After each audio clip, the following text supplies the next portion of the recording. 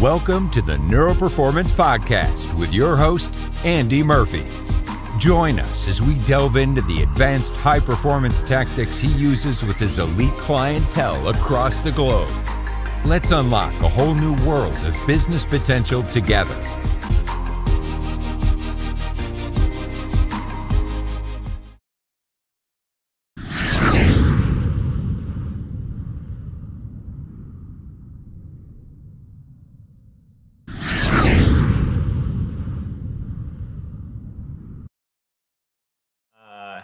Happy to share. It seems like we think very much like each other and think about the same types of things. I think your evolution of the tools and processes are light years ahead of me because it's not my deliverable to make those so concrete. A lot of the stuff I do is kind of intuitive and just out of selfish productiveness, you know? Well, thank you for that. I appreciate that. You know, this is, but this is my passion. This is I've done for 23 years this year. I'm getting old. Nice. It's like one key for my success has been I'm okay working very hard because I know I'm focused on something that is valuable enough to put tons of hard work into it. I see a lot of people that are somewhat lost on where to focus, and they haven't had the courage to place a really long-term bet on a niche and then dominate that sandbox. And like Einstein was interviewed when he won the Nobel Prize, and I said, "Oh, aren't you proud that you invented relativity?" And he said, "I didn't invent it. People were studying this before I was even born, but this is all I focused on for a decade. So I'm the one who solved it." And it's not like I've solved family offices, but I started Family Office Club 18 years ago, and we've been focused on interviewing family offices, hosting 300 events, developing AI tools, you know, buying familyoffices.com, investorclub.com, billionaires.com, like building social media, 17 million people. a trader. This for someone who's under high pressure. This one for anyone, yeah, fund manager, anyone just in life or a founder like yourself. This combined with brainwaves, state changing, nervous system regulation. I just think it's the edge, man. You know, do you as because you're on top of everything. Do you think this is like do you think this is where the high performance world in family offices and finance, do you think it's all moving to this? Do you think this is what's going to be the difference that makes the difference in the next X amount of years? Because everyone's playing at such a high level these days. Right. I think a lot of people don't take it to that level of managing their own, you know, level of flight and fight response or peak mindset. I think a lot of self-improvement CEOs do. Of the ones who do what you're saying, they're some of the most high-performing people I know. But a lot of the people that are ultra wealthy could be more successful or maybe enjoy life more, or be less stressed out if they would manage in that way, right? So I think it's definitely an area of huge growth for a lot of people, for sure. Okay, neuroperformers. You've had my really interesting intro. So you know I'm kind of excited about today's guest. This is a special guest. And I'm gonna go deep into this gentleman's mindset today. I'm fascinated from billionaires, pro athletes to AI to his incredible journey since 2007 with the Family Office Club. Richard, welcome to the Neuro-Performance Show. Thank you. Appreciate you having me here, Andy. Where are you right now, mate? Where are you? I'm based out of Hawaii. I'm on the island of Oahu. That's a good place to be. How long have you been there for? We moved here about 9 months ago. You know, I believe in karma, but I'm not so sure on reincarnation yet. So I figure you might as well live in Hawaii in this life, right? So if you're gonna do it, you might as well do it, right? Yeah. I'm visiting family in the UK right now. I'm originally from Liverpool in the UK, but I haven't lived here for 23 years. So yeah, I lived in Australia, New Zealand, California, Florida, which I think we've got in common. Nice. And I'm a resident of Panama. So yes, I'm all over the place as well. But do you know one of the things I have not been to? And the reason I left the UK 23 years ago was the sun. And where are you from originally? Because you've moved to Hawaii for a reason. Yeah. I grew up in Oregon mostly. So, you know, we'd go on vacation sometimes to like Hawaii or Costa Rica. And I would think to myself, like, why doesn't everyone live in places that are actually nice to live in? and Get so it. I think it just came around full circle eventually. I get it. You got your family there and everything, right? And you work from Yep. there, and Yep. We got three daughters and my wife here in Hawaii with me. that's beautiful. That's beautiful. How do you spend your days then? Before we get into everything, I'm just fascinated with you right now. Do you surf? Do you get into the ocean all the time, or? Yeah, we're always going to the ocean with my kids, usually, once a day, sometimes twice a day on the weekends. We do kayaking, trail running, we do backpacking and some adventure travel stuff. And then I'm usually starting at, 3:30 or 4:30 in the morning because of the time change, right? Like right now we're 6 hours behind Eastern time. So if I can start like this morning at 3:15, it's only 9:15 Eastern time, and then I can be done with my work by lunchtime, get my workout in, and then, pick up my kids from school or be here and be free when they're home from school. A lot of people in my industry work till 6, 7 p.m. Then they go to Mm. CrossFit, get home to the house, an hour before the kids go to bed. And so I that's know. important to me to knock stuff out and not do that. Have you learned that through just watching people make mistakes, or you just wanted to do it different, or what was the reason? Because I love that you've done that, because that's rare, by the way. That's rare. I'm sure you realize Sure. that. Yeah, I think Steve Jobs talked about this as well. So hopefully I don't go the way of Steve Jobs in terms of health, but like I always had a feeling that there's limited time we have here. So I do not want to waste time. Before you know it, my kids will be off in college or married with their own kids. Before we know it, you never know if you can get in a car accident or get cancer. So I'm always trying to move quick on things and make sure they don't look back and be like, oh, I wasted that time, or I didn't really get anything done, or I ignored my kids just to make more money. Like Mm. scarcity of time feeling, I guess. People talk about scarcity being a bad thing, right? But it's definitely an emotional driver. It's a motivator for sure. It makes you make different Right. decisions and have different behaviors. So you're already, I love that, which makes you probably real present and appreciating each day, which means you're going to Right. be a much better dad, much better father, Right. by being that. Right. So Yeah, with, yeah, yeah, for sure.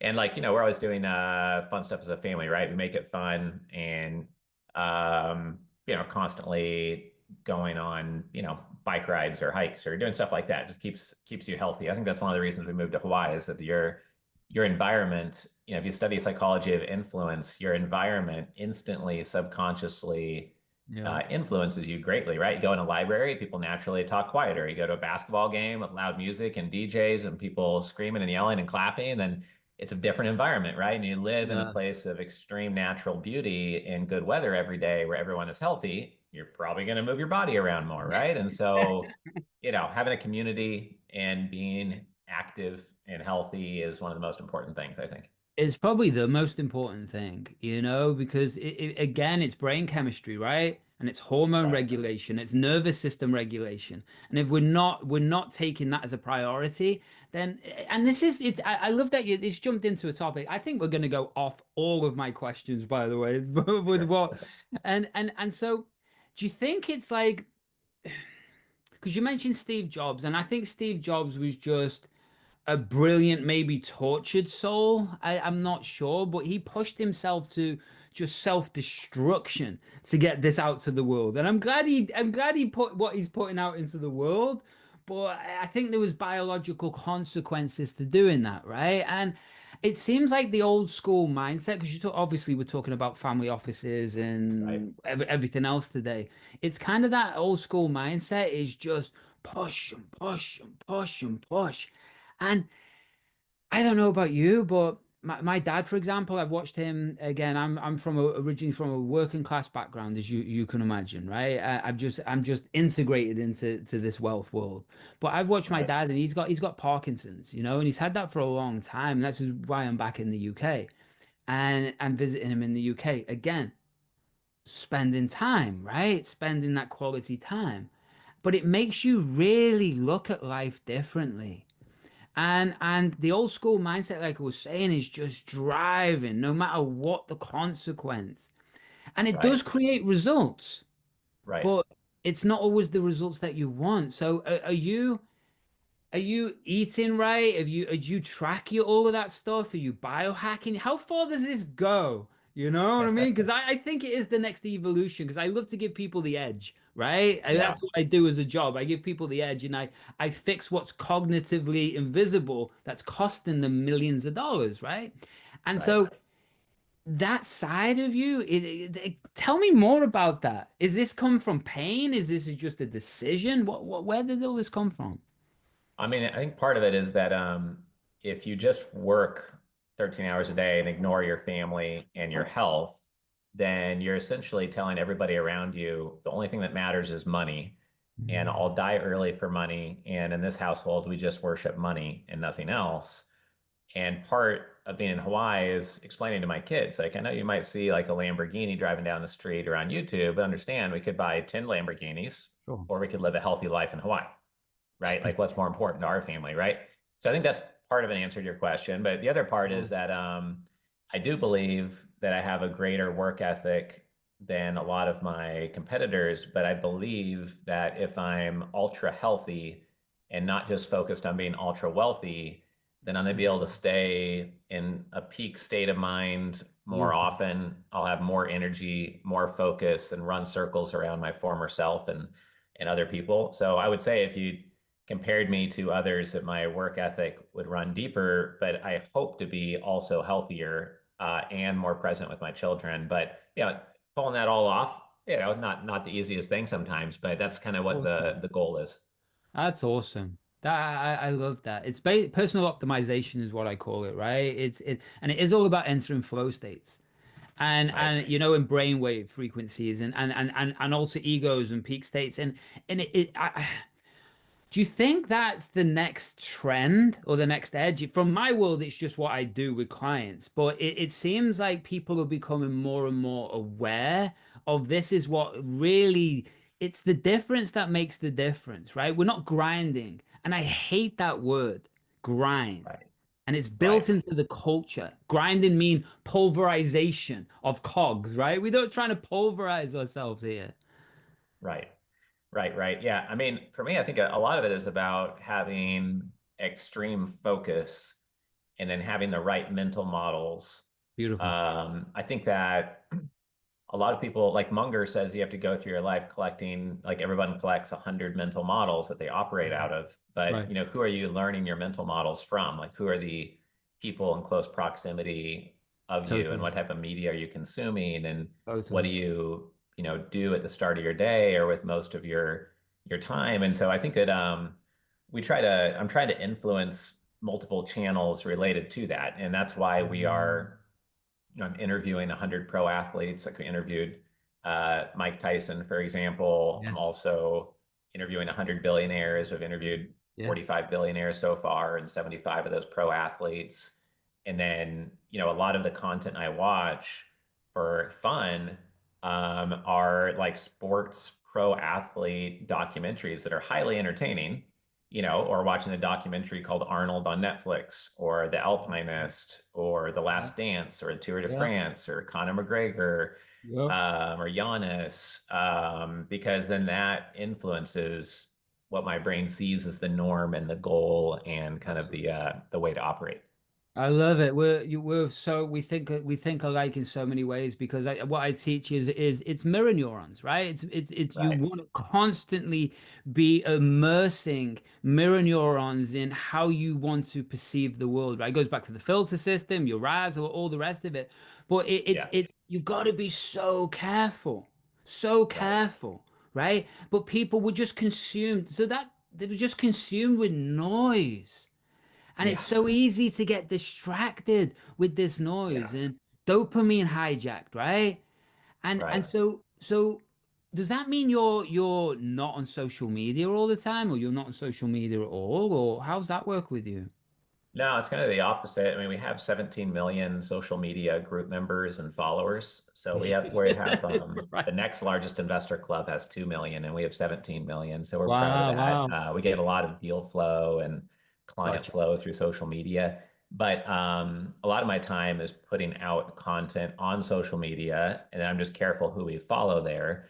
But one thing I do is kind of a cheat code for controlling my peak state and staying prioritized is I start every day with this laminated one pager and it is a one-page cheat sheet of my monthly, quarterly, annual goals, and then all of my mental programming one-liners. And I so if love I it. start my day reminding myself, like, this is where I'm going, this is my end destination. So look out for things that help me get there and have extreme focus on my goals, short, medium, and long term being kept in mind. But if I operate based on these one-liners, almost like you're prompt engineering a LLM like Chat GPT tool of like, act as if you're this, Sure. don't do this, always do this, don't forget this, Right. and always do these things. Then if you start your day out with that, you know where you're going and lots of the things you need to do to get there.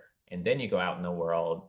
I find that things go way better, and that costs nothing to do, but I've never met anyone that does that. And we always try to recommend our investor club members do that and create a tool for themselves like that.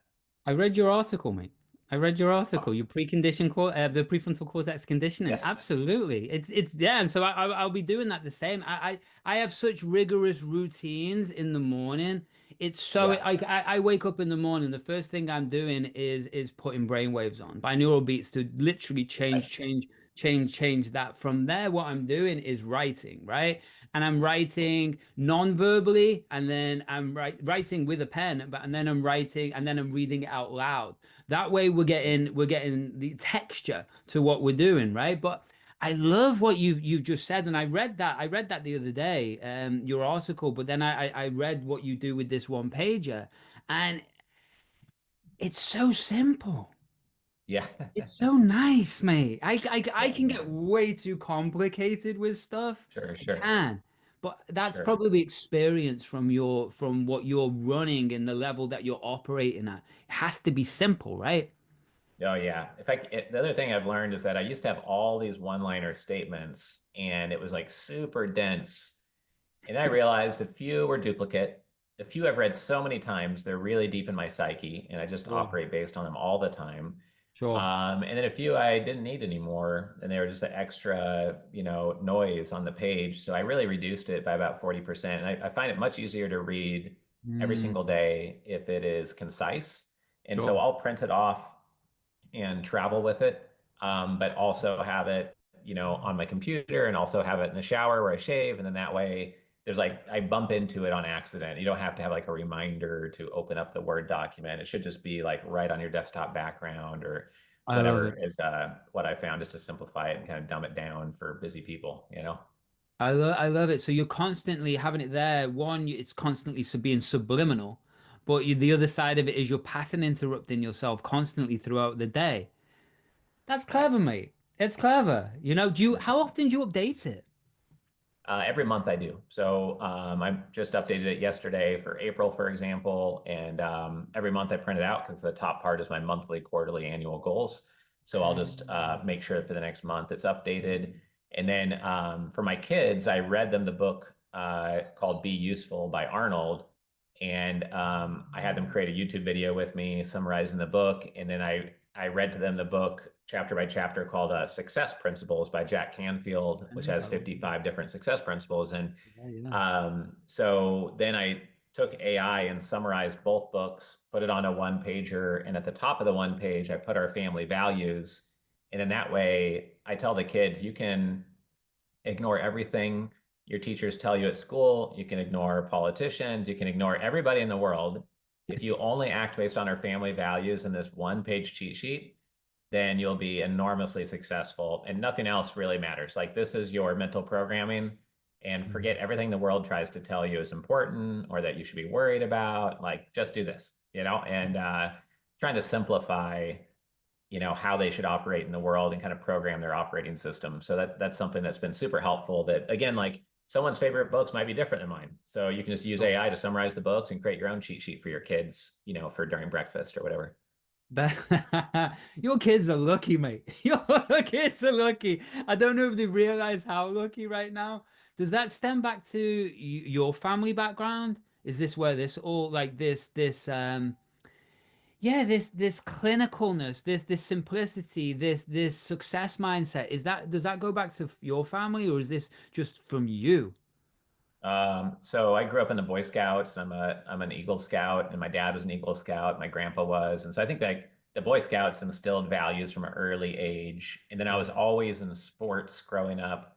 And I started about a dozen businesses when I was in like grade school, middle school, high school. I was always starting a business. And so I think that like learning what doesn't work, and then I think that all kind of contributes and meshes into one, right? You just learn to simplify, focus on what works, not listen to most people on planet Earth. Like, for example, during my university studies, I got in trouble. There's two examples. I got at school. I got in trouble at a business university, Oregon State University, which had a division of entrepreneurship.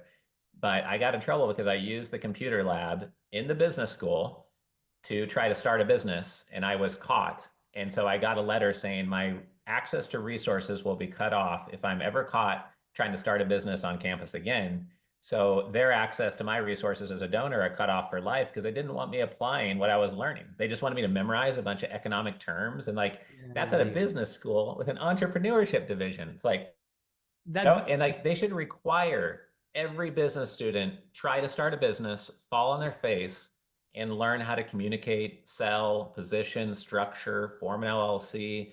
Like they should require every business student to do that, and their number of donors would go through the roof. But instead, they were punishing kids who actually tried to use stuff. I had other professors who said, Richard, slow down. You don't want to graduate college in 3 years. Take your time being here.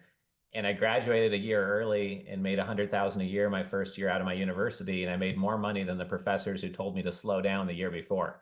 So that was my revenge on those people telling me to sit in boring classrooms memorizing garbage, right?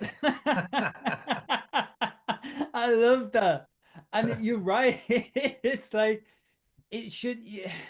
They've got it so backwards, the educational system, right? And they also don't know about learning modalities. I've got dyslexia, right? So for me, I'm not going to learn the same way as somebody else. And they don't even ask you what you like for a start, what are you really into. No, learn this way.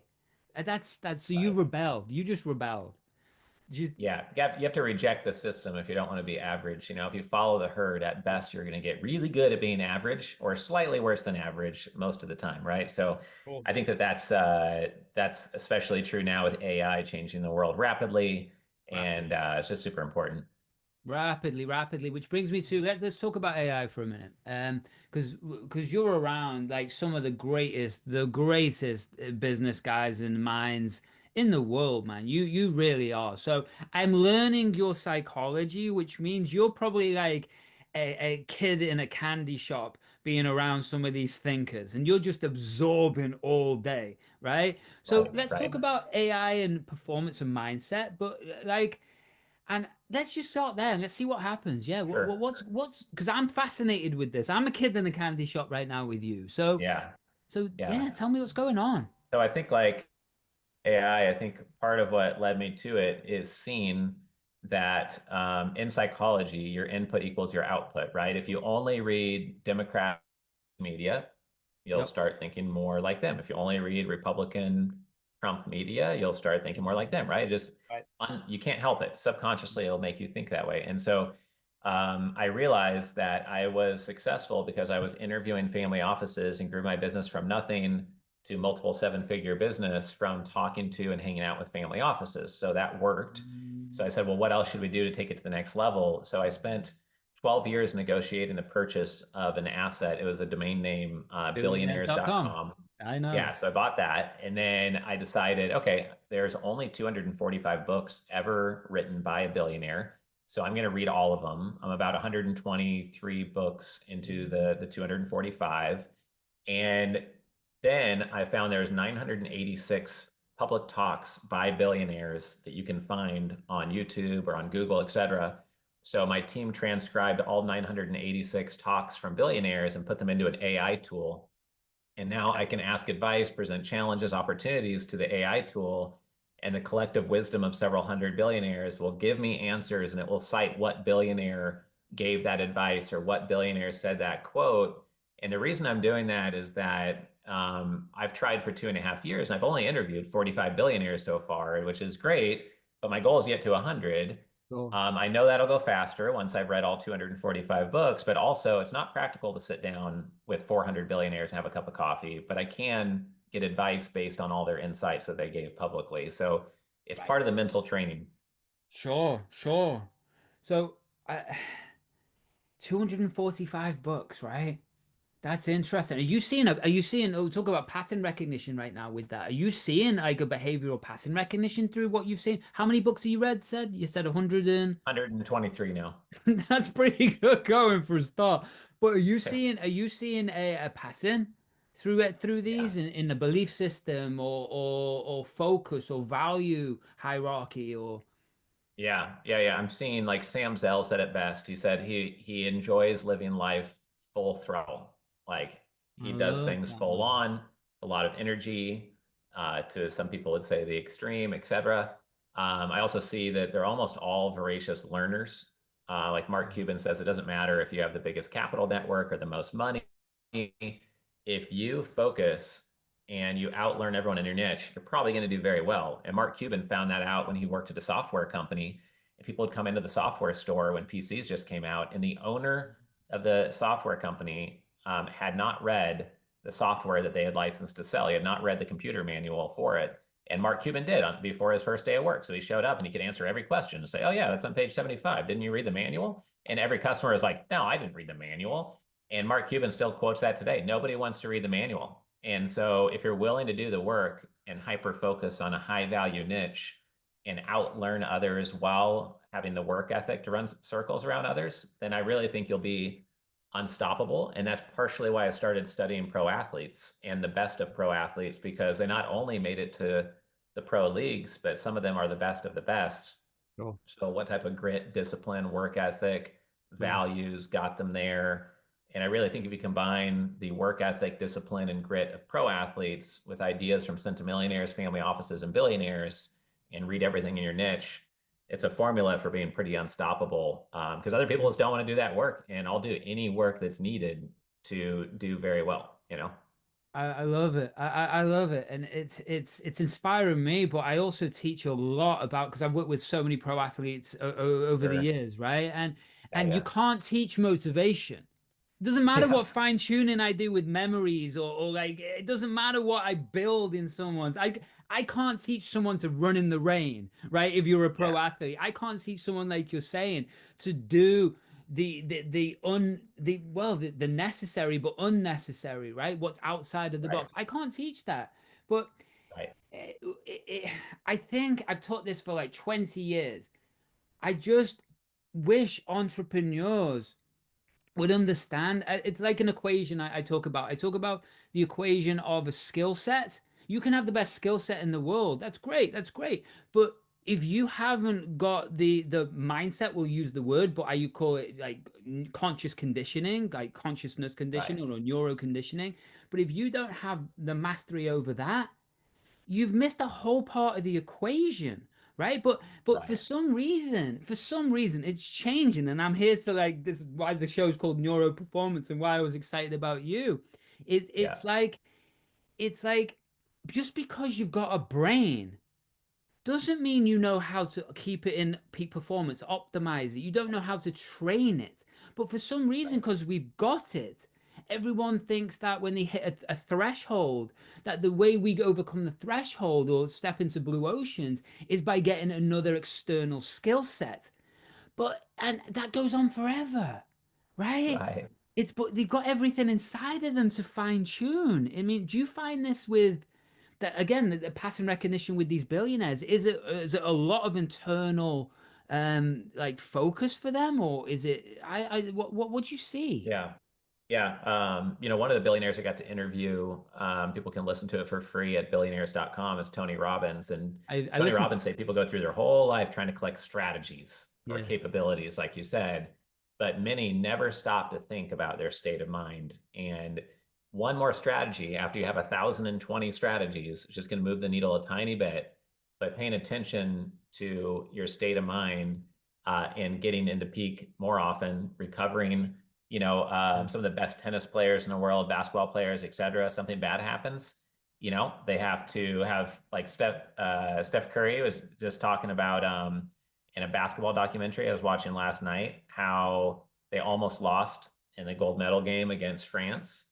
and they were down 16 points going to Q4. And his exact words were, at that point, you'd have to have some real positive self-talk to come back. And then he hit some like game-winning shots essentially and put them to sleep with his performance, right? And so the thing that's common is that this ties together the billionaires and the pro athletes 100% with what you do, is that on the billionaire side, they got extreme results, oftentimes through extreme focus, actions, many times good timing based on good judgment, extreme learning usually, etc. But none of those actions and learning would have happened without a mindset or mental model first that drove them to take those actions. Obviously, when you think about it, it's super obvious that the mental models drove their extreme, unique actions. On the pro athlete side, the same thing is true. If you watch Drive to Survive, if you watch the tennis documentary called Breakpoint, if you watch Arnold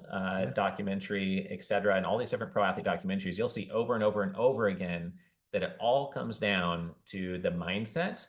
And if you watch the CrossFit Games and see Matt Fraser crush people for 5 years and retire at the top when he could have just crushed people and made it boring another 5 years, he basically said, this is not about who's in the best shape and who's the fittest. It's getting all of the fittest people and seeing who can push past their known physical abilities and have the mental mindset to go to the next level. So that the mindset, the mental models is everything for both sides, right?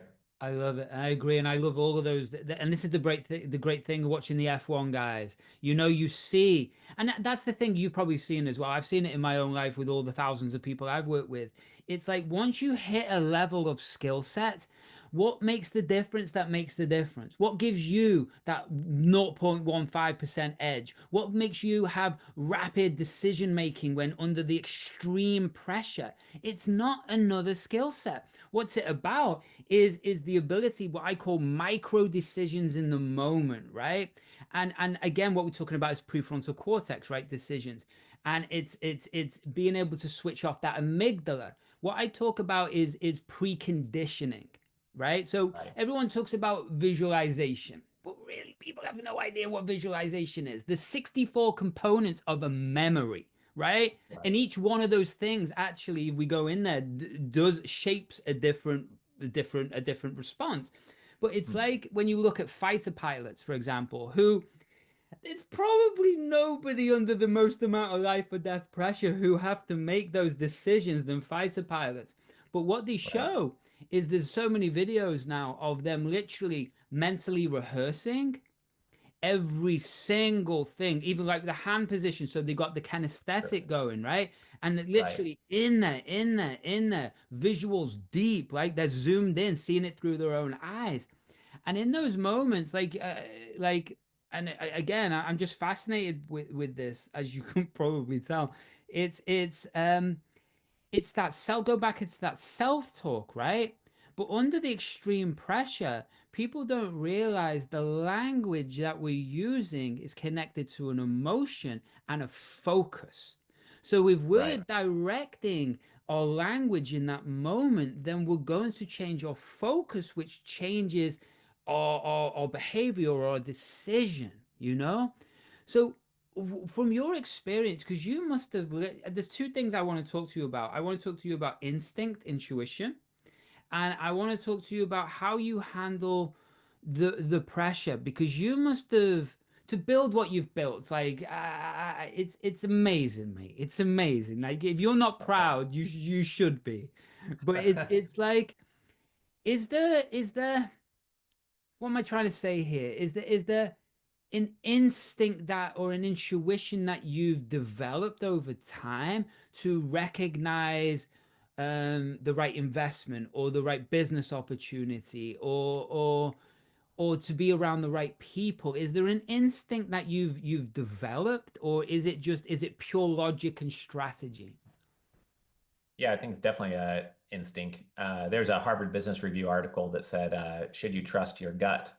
And the conclusion of the article, after considering many scientific sources and interviews, et cetera, was, well, it depends what your gut is made out of, right? So, if you're a 16-year-old trying to go into a new field, should you trust your gut? Maybe not, right? So I think that over time, all of our subconscious, reasoning and judgments get probably more and more accurate. But that's also why I try to read that one pager every day, Right. is that, I want to, it says right on there near the top, peak mental state. It also says, I never take meetings I do not want to go to.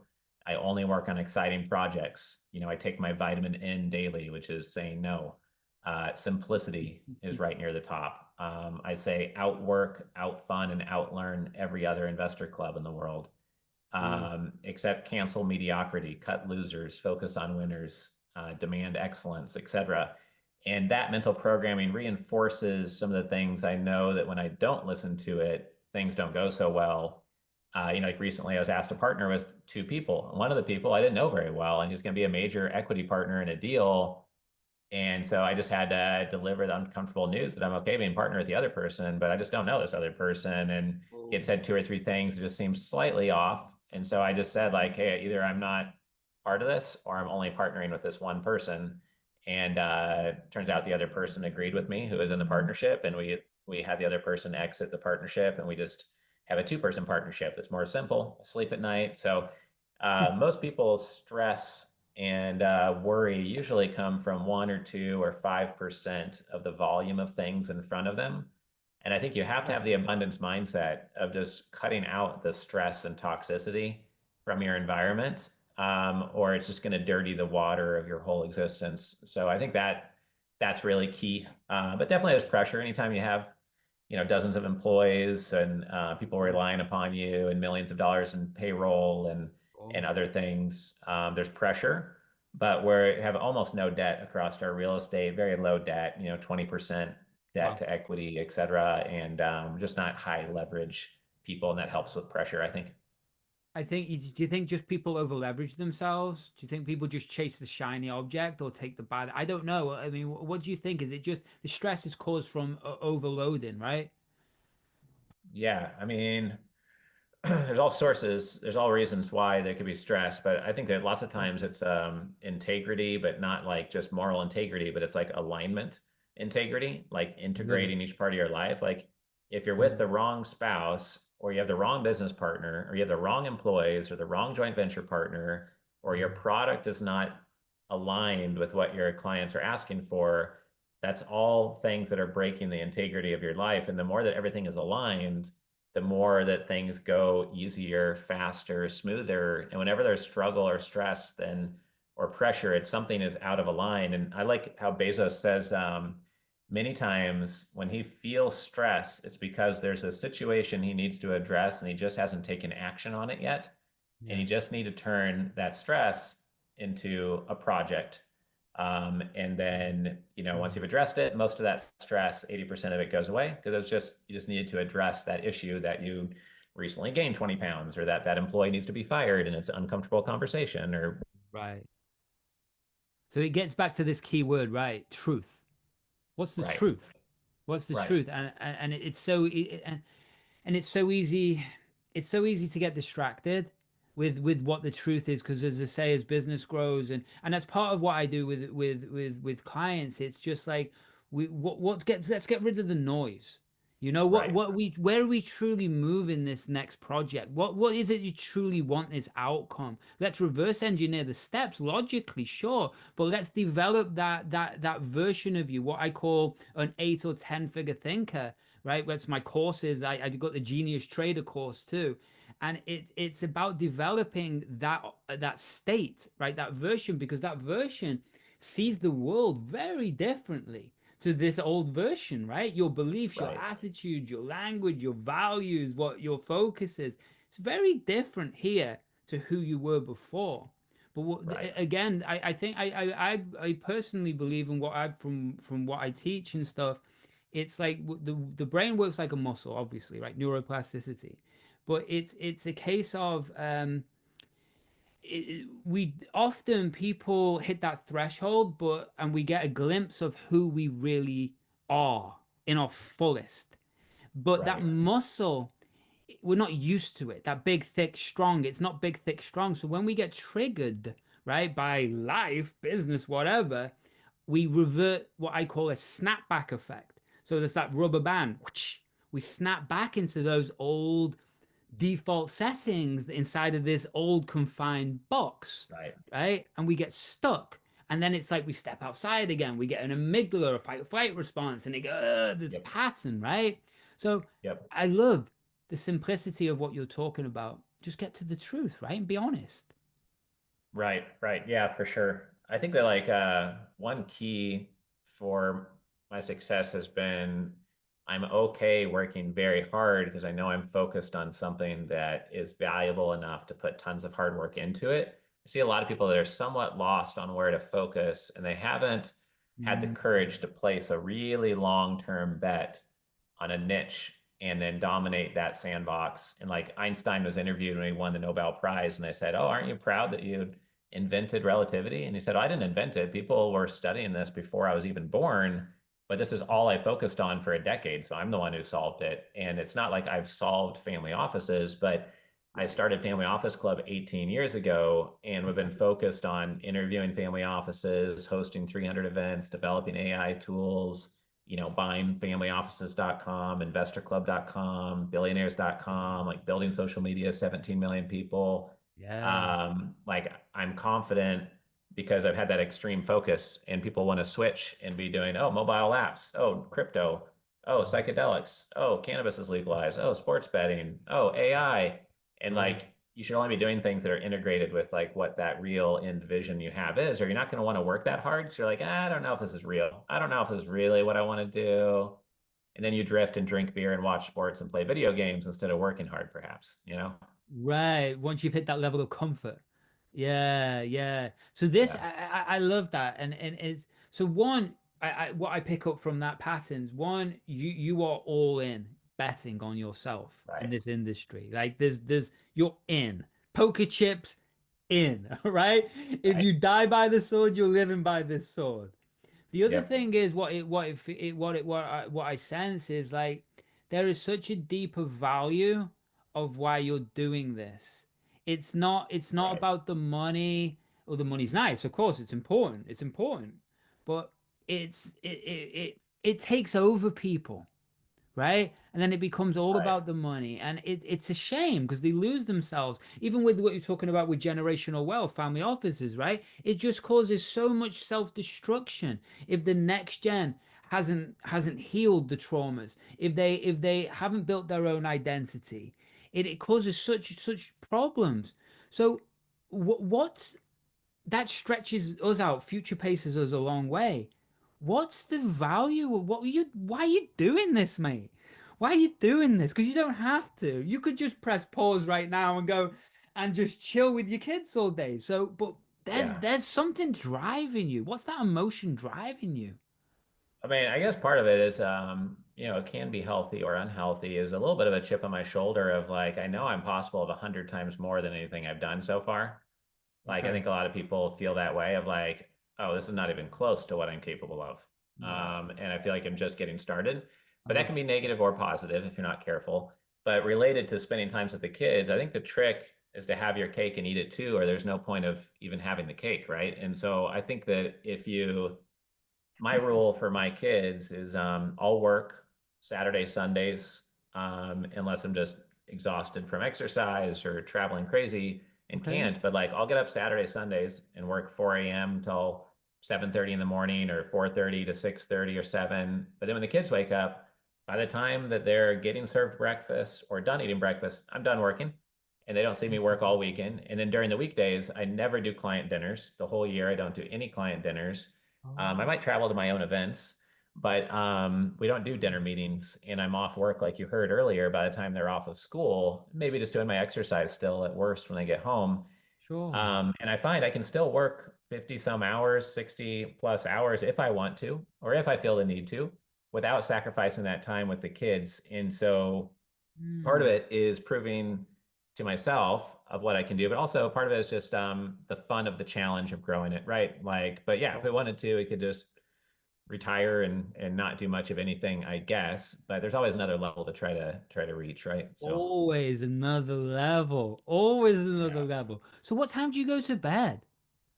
Last night I got down at 8:05, 8:10, and then I was watching that basketball Olympics documentary before going to bed till about 9, and I got Okay. up at 3:15. So I got 6 hours and 15 minutes of sleep. My goal is really to try to get 7 as often as I can, but I'll Oh, take like a 15 to 30-minute nap okay. many days. Okay. So like on a day like today, I'll get close to 7 after taking a little 15 to 30-minute nap to kind of refresh myself.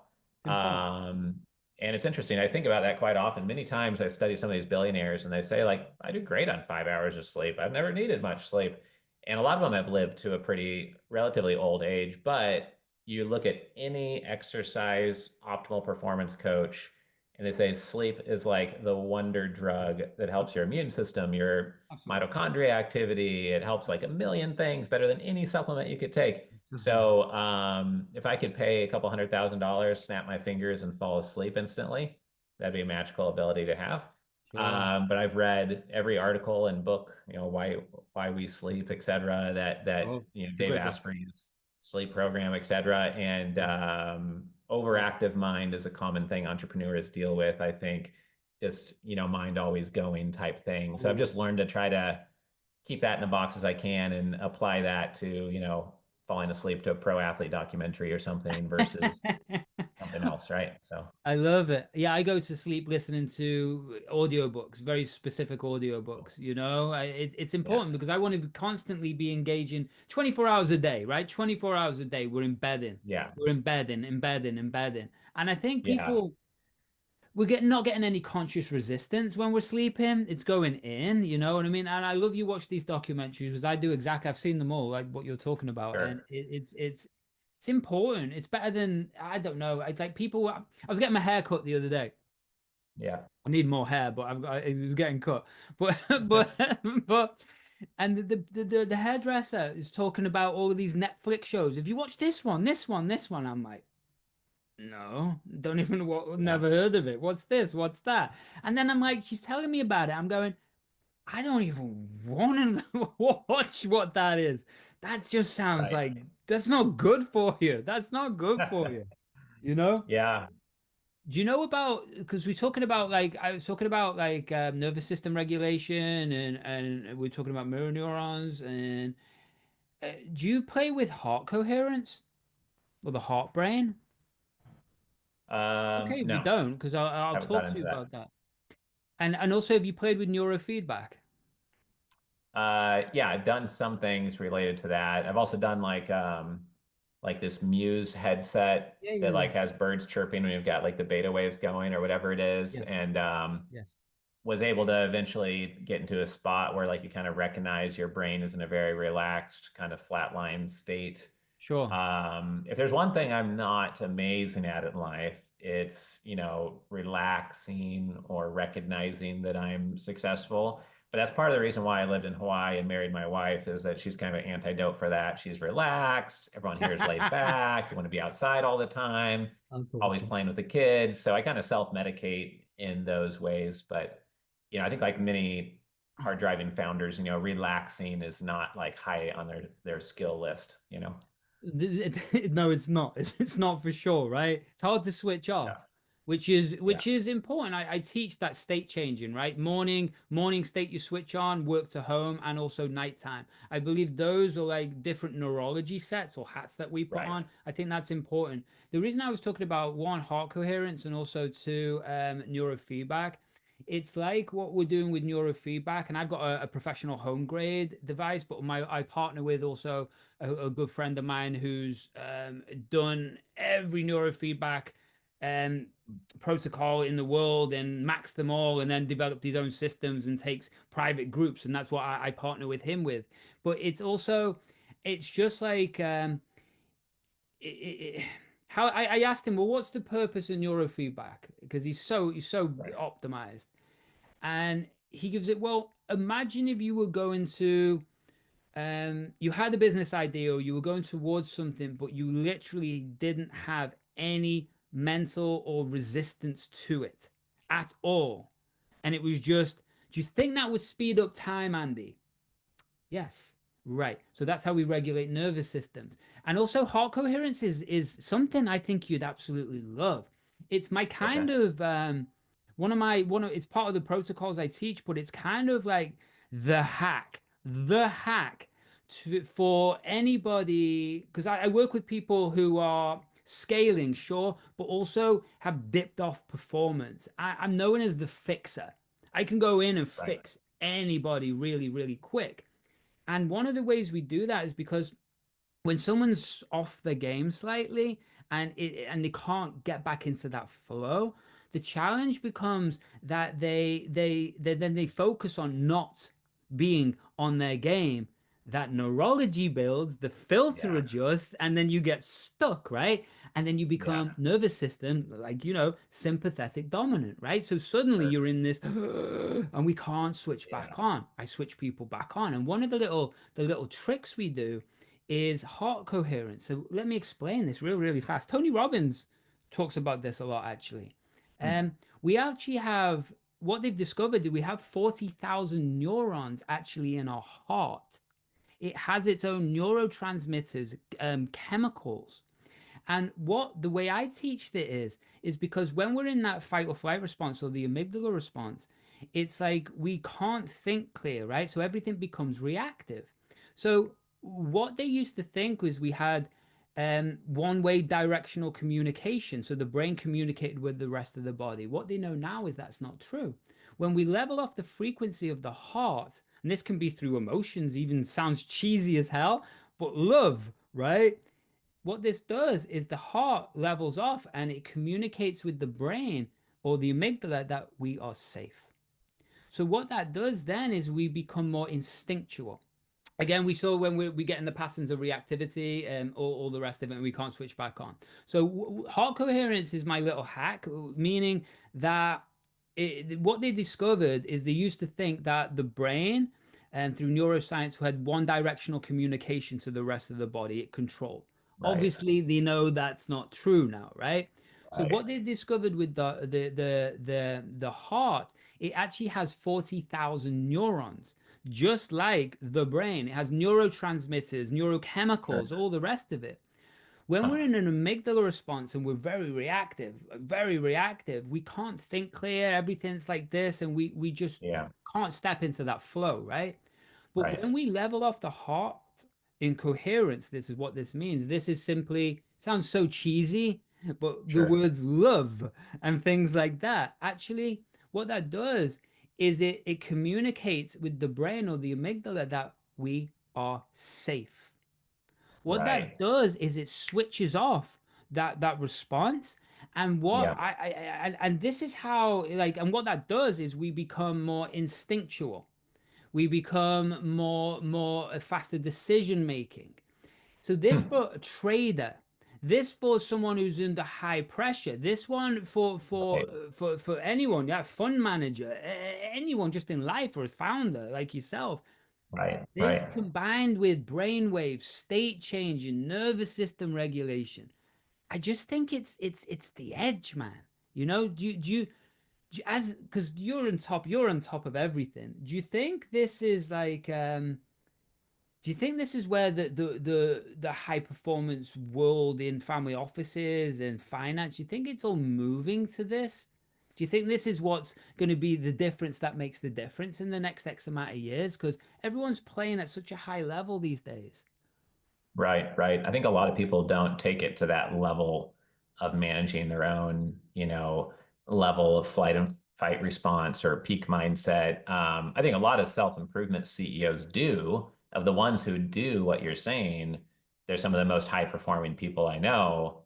But a lot of the people that are ultra wealthy could be more successful or maybe enjoy life more, be less stressed out if they would manage in that way, right? So I think it's Right. definitely an area of huge growth for a lot of people for sure. So that leads me to a beautiful question, Richard. AI. How does this, like, because we spoke about how you're going to use AI, or you use AI, which is I'm all over what your protocols were of just like summarizing and getting all of these thousands of hours and putting it into one place, which is a skill Right. for AI. Do you think that AI is going to do, like, obviously we've got Elon's with Neuralink and things like that. Do you think that that is coming faster and faster? Or what's your opinion with AI in general with all of this and tech? And I'd love to know. Yeah. I'd love to know what you're thinking with all of this because you're on the Yeah. cutting edge. Happy to. Yeah. So we did a AI mastermind in two different cities earlier this year, and we spent a lot of time preparing for that. And then we spent a couple hundred hours developing our own AI tools, and Okay. we've found different applications for our industry, such as, we've trained an AI tool based on 150 different due diligence white papers and checklists and best practices. And then you can upload a pitch deck or something that someone sends you, and say, hey, identify red flags. What's missing? What should I ask for? What's off from industry benchmarks?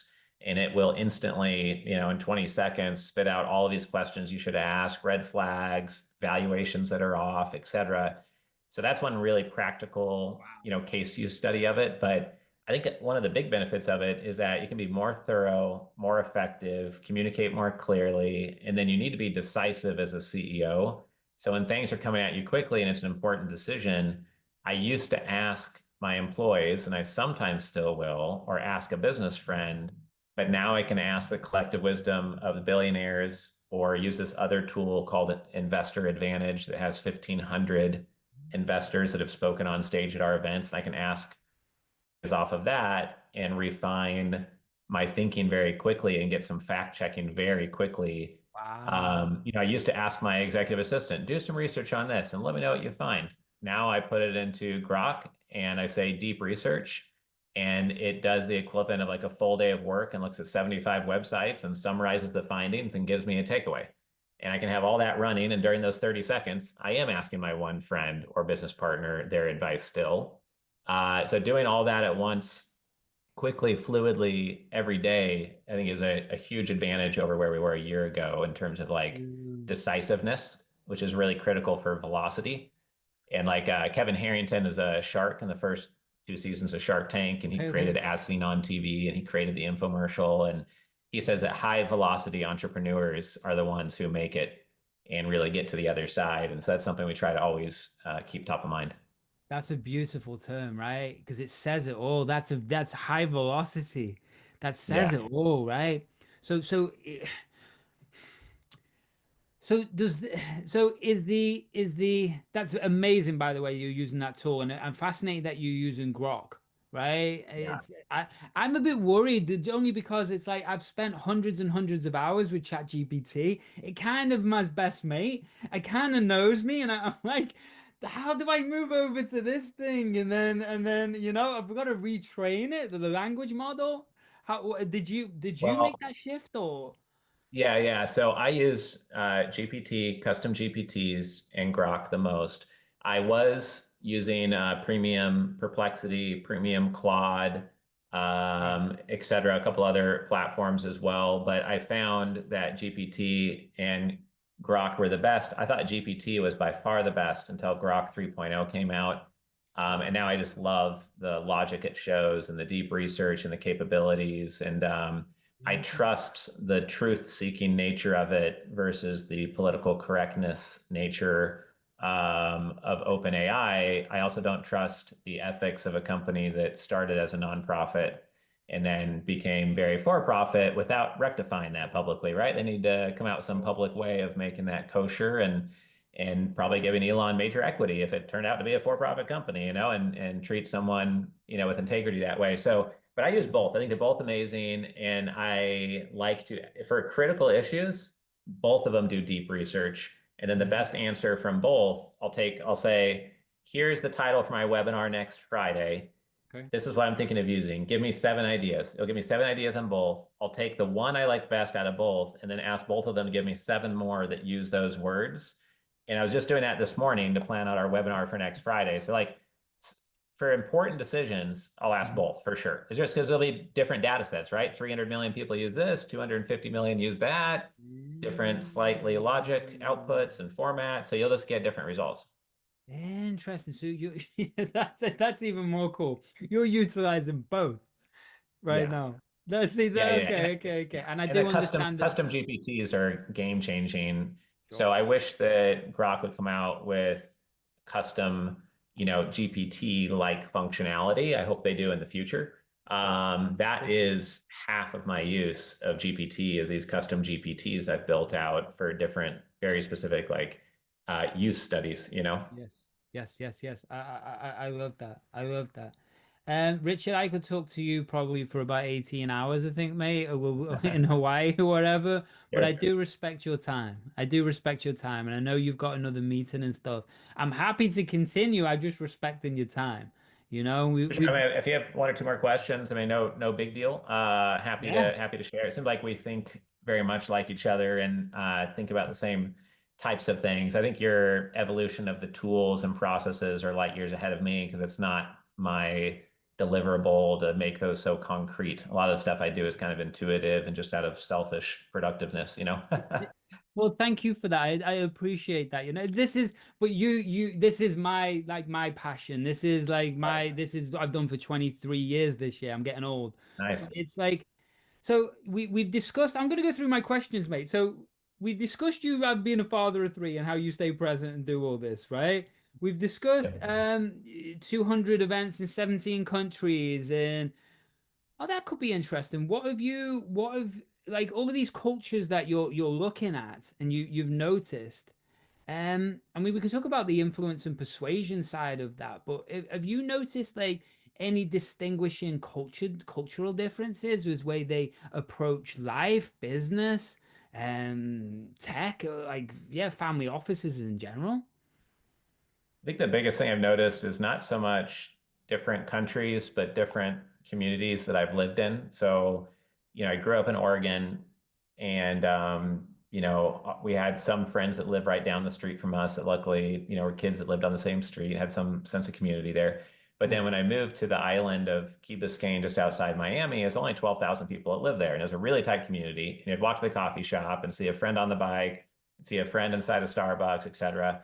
And so it's a really tight community. And then when we moved to Scottsdale, Arizona for 5 years after that, Yeah. none of the neighbors talked to each other. We knew like two of our neighbors, and our community came from the school, but almost no one from the hyper local community because everyone got in their cars and drove everywhere. Yeah, And so yeah, that led yeah. us, it's just unnatural, I think. And so we just think that going to, we do notice when we go to Singapore, there's a lot of excitement, and in Asia, there's a lot of excitement about the future, et cetera. And it feels very ambitious and exciting about what's to come, more so than when we're in America a lot of the time. But the biggest thing traveling around and living in different places is just that sense of community where you live, and then how it just influences your daily activities. And Yeah. so being in a place that really, I think humans are made to move around and be in a community. It just helps you automatically be emotionally and physically healthy.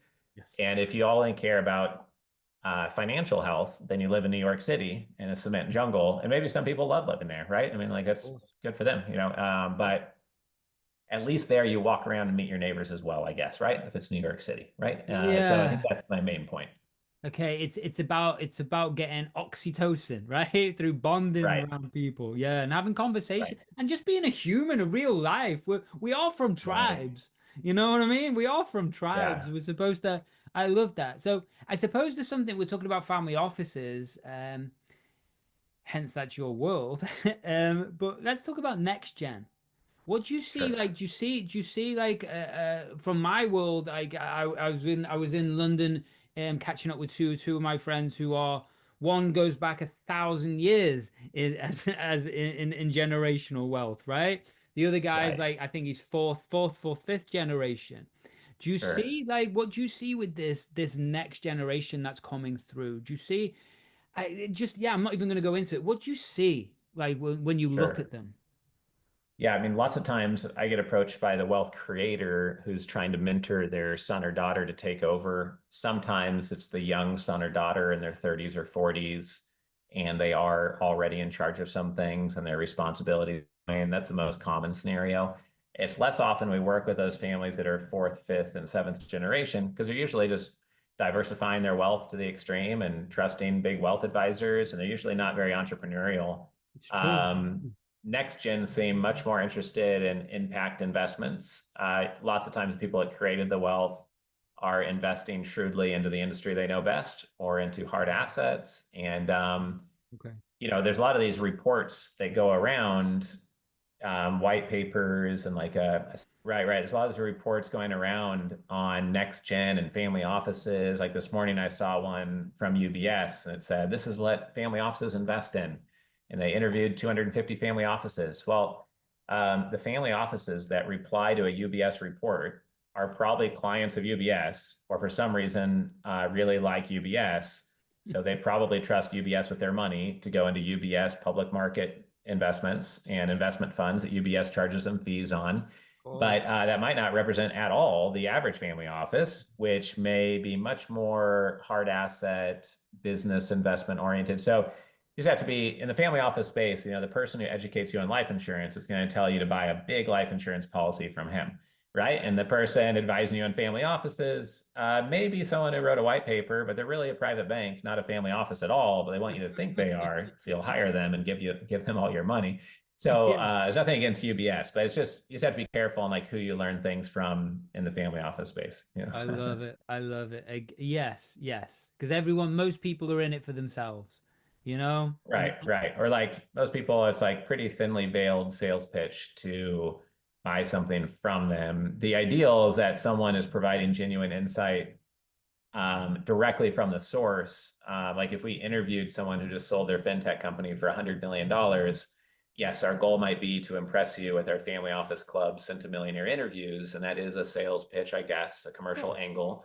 But the words coming out of the centimillionaire's mouth who just had their exit, or they're in the middle of their exit and they're looking to source investments, there's direct wisdom from the horse's mouth coming out there. And, those are the types of situations we try to create within our family office club.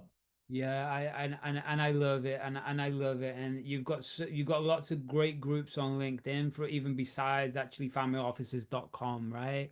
And what was interesting, Richard, is I obviously I got message for you to come on the show. I went on LinkedIn and we were already friends and connected.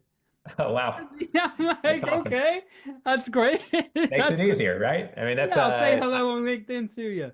So familyoffices.com. That's the thing about a marketing funnel.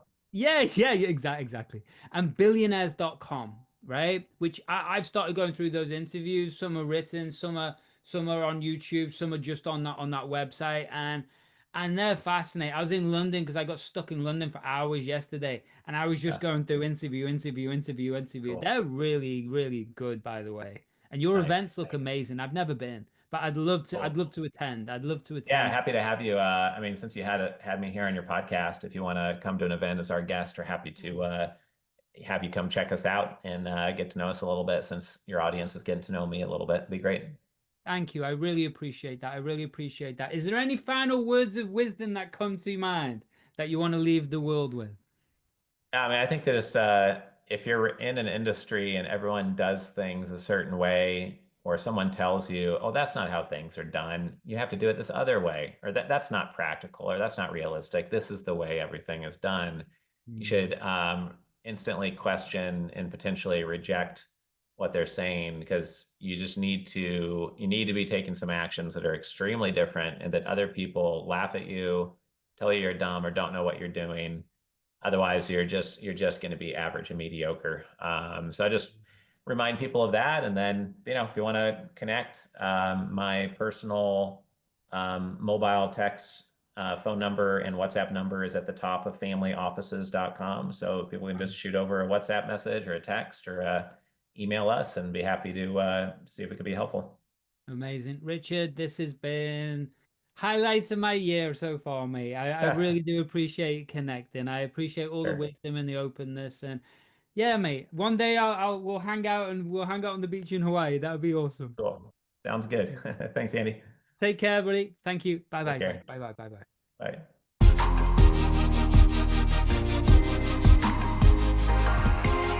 That's all for this episode of the Neuro-Performance Podcast. Thanks for tuning in. Remember to stay connected, rate, review, and visit andymurphy.online to take the next step towards unlocking your pure potential. See you next time.